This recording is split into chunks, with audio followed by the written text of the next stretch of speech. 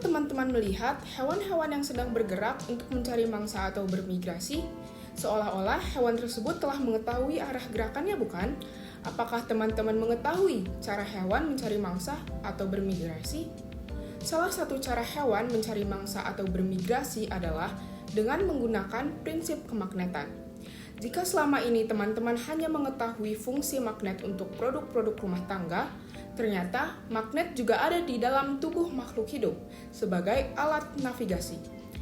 Penggunaan magnet dan sifat kemagnetan di dalam tubuh hewan atau manusia disebut dengan biomagnetisme. Lebih jelasnya, yuk tonton video ini.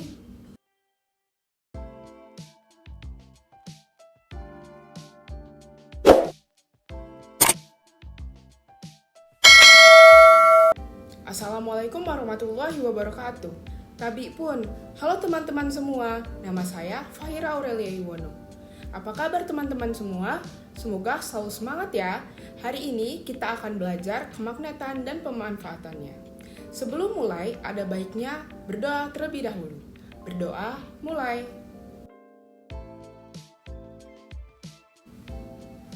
Berdoa selesai.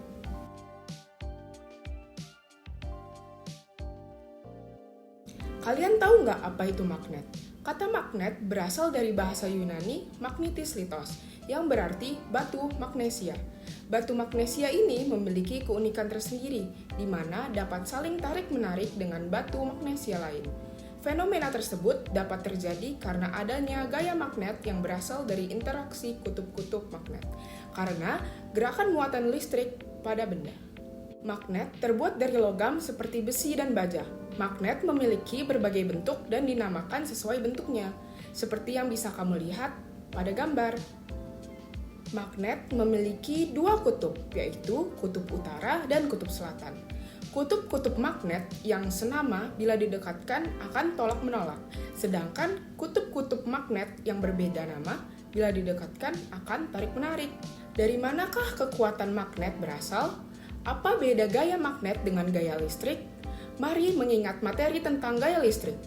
Gaya listrik berasal dari adanya interaksi antara muatan listrik, sedangkan gaya magnet berasal dari adanya interaksi antara kutub-kutub magnet yang ditimbulkan oleh gerakan muatan listrik atau elektron pada benda. Pada gambar ini, kutub utara dan kutub selatan partikel elemen termagnet pada benda tersebut tersebar secara acak, sehingga benda tidak memiliki sifat magnet. Pada beberapa jenis logam tertentu, seperti besi dan baja, sejumlah magnet elementer apabila diinduksi dapat disusun berbaris pada arah tertentu sehingga benda bersifat sebagai magnet, seperti gambar di sini. Terdapat 3 kategori bahan atau material berdasarkan efek dari interaksi yang disebabkan oleh magnet. Yang pertama ada ferromagnetik, benda yang ditarik kuat oleh magnet seperti besi, baja, kobalt, dan nikel. Yang kedua ada paramagnetik, benda yang ditarik lemah oleh magnet seperti magnesium, litium, atau aluminium.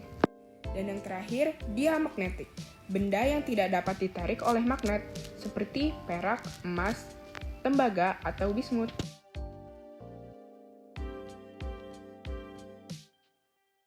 Gejala elektromagnet sering digunakan masyarakat dalam kehidupan sehari-hari. Beberapa penerapan elektromagnet tersebut dapat ditemui pada bel listrik, saklar listrik, dan telepon kabel.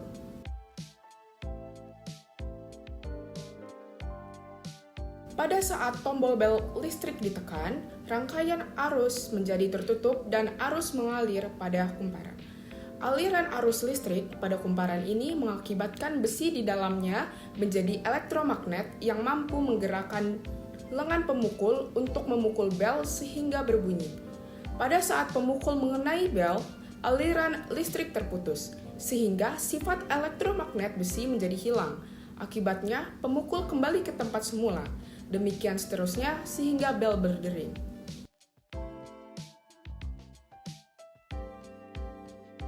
Lilitan kawat pada skalar akan berfungsi sebagai elektromagnet yang menarik ujung besi ke bawah.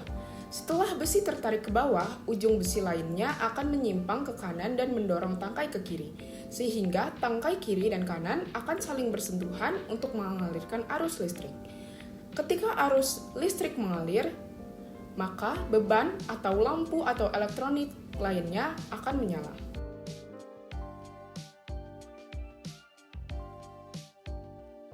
Pada saat ada pembicaraan, kuat arus listrik yang mengalir pada rangkaian telepon berubah-ubah, sehingga menimbulkan efek elektromagnet yang kekuatannya berubah-ubah dan mampu menggetarkan diafragma besi lentur pada speaker telepon.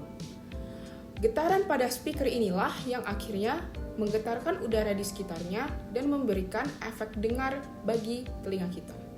Teman-teman tahu nggak sih? Kehidupan makhluk hidup di bumi sangat dipengaruhi oleh medan magnet bumi. Medan magnet bumi adalah daerah di sekitar bumi yang masih dipengaruhi oleh gaya tarik bumi. Sebagian besar hewan memanfaatkan medan magnet bumi untuk mempertahankan kelangsungan hidupnya. Medan magnet bumi dapat memengaruhi batan magnet yang diletakkan bebas di sekitar permukaan bumi. Hewan mampu mendeteksi medan magnet bumi karena di dalam tubuh hewan terdapat magnet. Fenomena tersebut dinamakan biomagnetik. Selain itu, medan magnet bumi dapat membantu hewan dalam menentukan arah migrasi, mempermudah upaya mencari mangsa, atau menghindari musuh.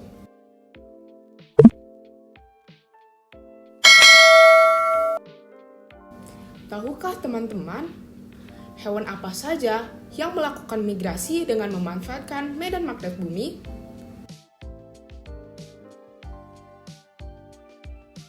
Contohnya, beberapa jenis burung, misalnya burung elang dan burung layang-layang, melakukan migrasi pada tiap musim tertentu. Burung tersebut menggunakan partikel magnetik yang ada pada tubuhnya untuk menciptakan peta navigasi dengan memanfaatkan medan magnet bumi.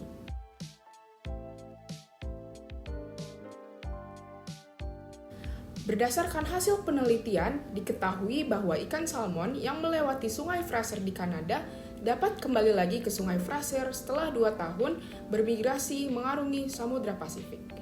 Hal ini karena Sungai Fraser memiliki medan magnet tertentu yang dapat dideteksi oleh ikan salmon.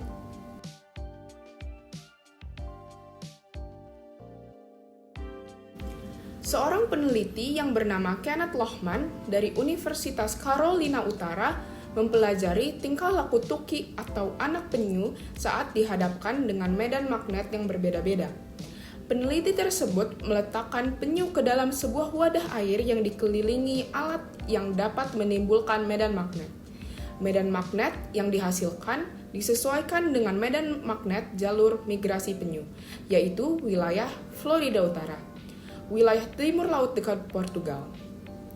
Hasil pengamatan menunjukkan bahwa penyu mengikuti jalur migrasi yang diberikan.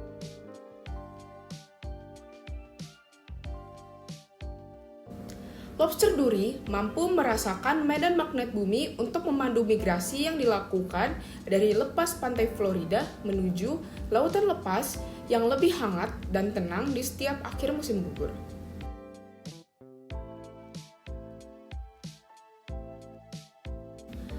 Magnetotaktik bakteria merupakan kelompok bakteri yang mampu melakukan navigasi dan bermigrasi dengan memanfaatkan medan magnet. Beberapa jenis bakteri ini memiliki flagela yang berfungsi sebagai pendorong saat bergerak. Jenis bakteri ini ditemukan pertama kali oleh Richard L. Blackmore pada tahun 1975. Magnetosome tersusun atas senyawa Fe3O4 atau Fe3S4 yang memiliki sifat kemagnetan jauh lebih kuat dibandingkan dengan magnet sintetik atau yang dibuat oleh manusia. Magnetosome dan senyawa yang terkandung di dalamnya masih terus diteliti dan diduga memiliki potensi yang besar untuk digunakan dalam bidang kesehatan. Bumi adalah magnet raksasa. Sebagai magnet raksasa, bumi memiliki kutub magnet, yaitu kutub utara magnet dan kutub selatan magnet.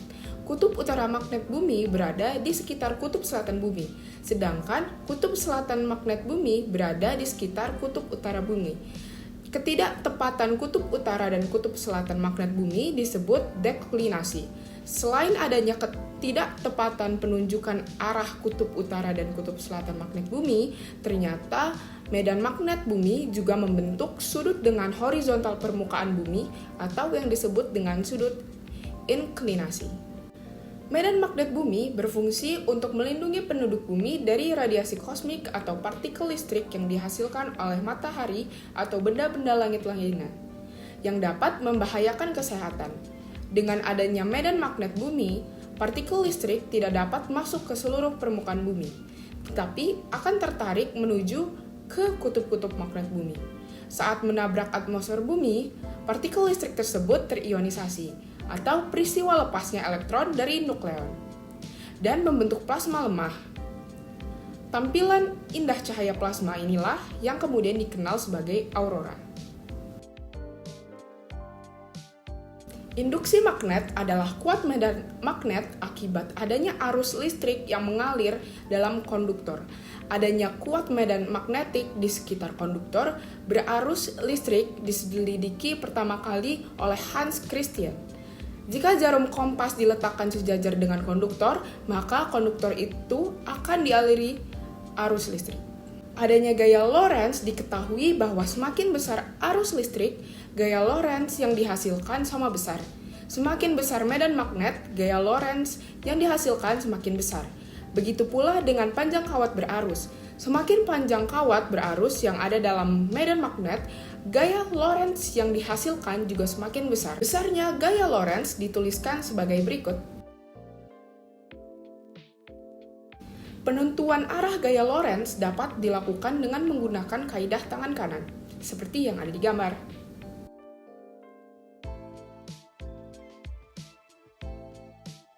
Motor listrik digunakan untuk mengubah energi listrik menjadi energi gerak.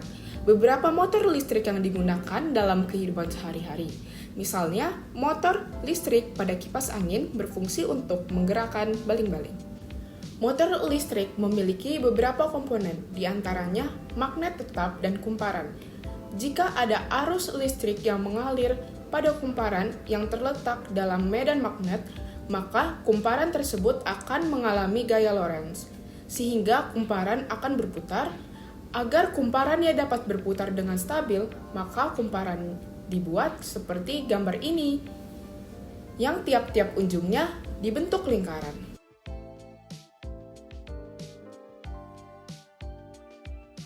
Elektromagnetik dilakukan dengan membahas konsep perubahan medan magnet dapat menghasilkan listrik, yang disebut induksi elektromagnetik. Selanjutnya, kita akan membahas alat-alat apa saja yang menggunakan prinsip kerja induksi elektromagnetik.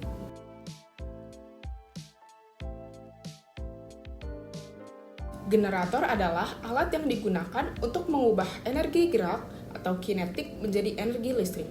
Energi gerak yang dimiliki generator dapat diperoleh dari berbagai sumber energi alternatif, misalnya dari energi angin, energi air, dan sebagainya.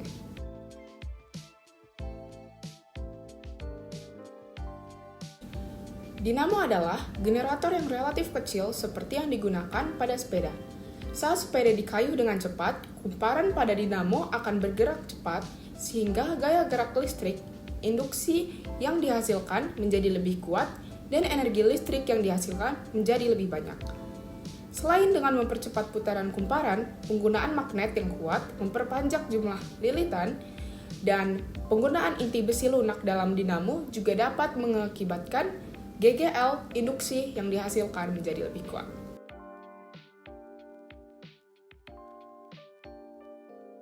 Transformator pada dasarnya terdiri atas lilitan primer dan lilitan sekunder yang dihubungkan dengan menggunakan inti besi.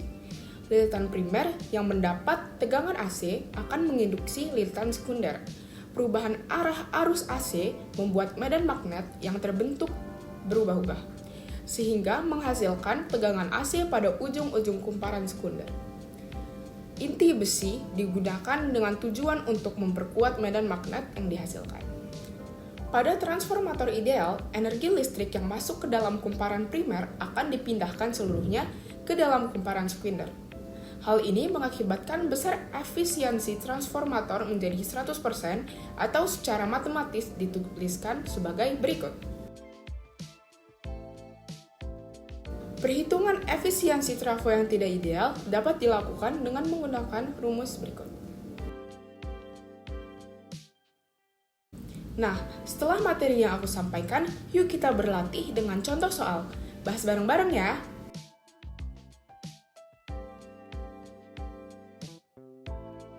Dari soal tersebut diketahui bahwa panjang kawat adalah 2 meter, kuat arus listrik adalah 2 meter ampere atau setara dengan 0,02 ampere atau 2 kali 10 pangkat min 3 ampere, dan gaya Lorentz adalah 12 Newton. Yang ditanya adalah medan magnet. Jadi dari rumus F sama dengan B kali I kali L, untuk mencari medan magnet, rumusnya adalah B sama dengan F per I kali L. Dengan B medan magnet, F gaya Lorentz, I kuat arus, dan L panjang kawat. Jadi B sama dengan 12 Newton per 2 kali 10 pangkat min 3 kali 2 meter. Hasilnya adalah 3 kali 10 pangkat 3 Tesla. Jadi, besarnya medan magnet yang melingkupi kawat tembaga adalah 3 kali 10 pangkat 3 Tesla. Nah, di soal ini ada gambar 2 magnet. Jika kutub P adalah kutub utara dan jika kutub Q dan kutub R didekatkan, terjadi tolak-menolak. Pernyataan yang benar adalah... Nah, teman-teman, karena kedua kutub magnet Q dan R saling tolak-menolak, maka kedua kutubnya sama. Jadi, P kutub utara, maka Q kutub selatan. Agar tolak-menolak, maka R harus kutub selatan dan S kutub utara. Jawabannya adalah C. Kalian tahu nggak sih kalau ada beberapa teknologi yang menggunakan prinsip kemagnetan? Ternyata ada loh, contohnya MRI, kereta maglev, dan juga PLTN menggunakan pemanfaatan magnet. Wah, ternyata fisika sangat dekat dengan kehidupan kita ya. Jangan lupa belajar dan banyak bukunya. Sekian penjelasan yang dapat saya sampaikan. Semoga bermanfaat bagi kita semua. Wassalamualaikum warahmatullahi wabarakatuh.